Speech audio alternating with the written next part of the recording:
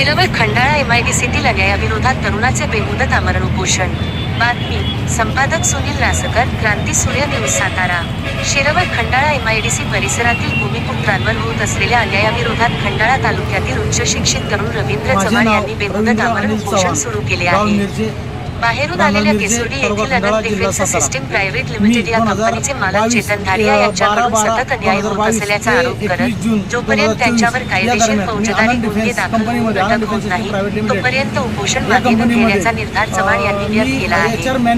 हे आमरण उपोषण गेल्या 2 दिवसांपासून शिरवळ एसटी स्टँड परिसरातील दत्त मंदिराच्या शेजारी सुरू असून या आंदोलनाकडे डिसिप्लिनरी ॲक्शनवरून माझ्यात वाद झाले. त्याच्यामुळं मी स्वतःहून कंपनीमधून बाहेर पडणं पसंत केलं आणि त्या रिलेटेड तसं मी पत्रक आनंद डिफेन्सकडून घेतलेलं आहे.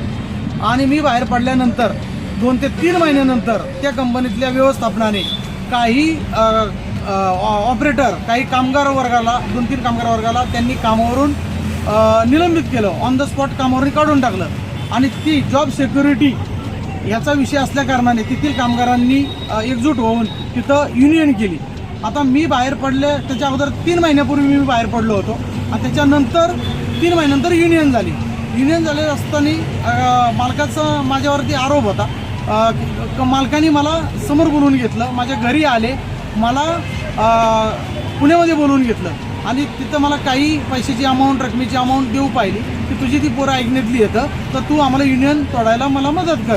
परंतु मी कंपनीत नसताना मी ते करू शकत नव्हतो. ते त्यांना मी स्पष्ट सांगितलं की माझ्याने ते शक्य नाही, तुम्ही तुमच्या पातळीवरती ते करून बघा.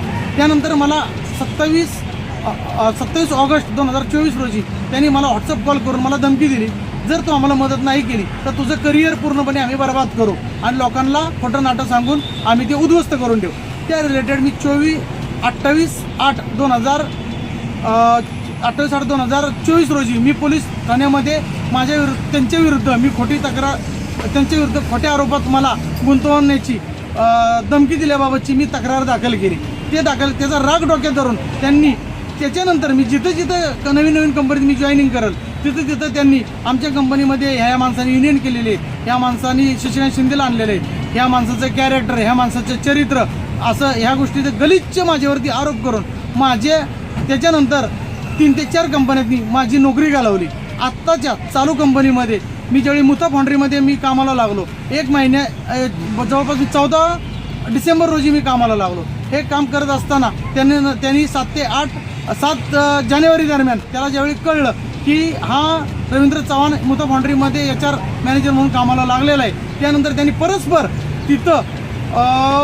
तिथले CEO श्री गोसावी सर यांच्याशी स्वतःहून संपर्क साधून त्यांनी बरेचसे काही गोष्टी माझ्या ह्या अँगलनी माझी बदनामी केली, सांगितलं.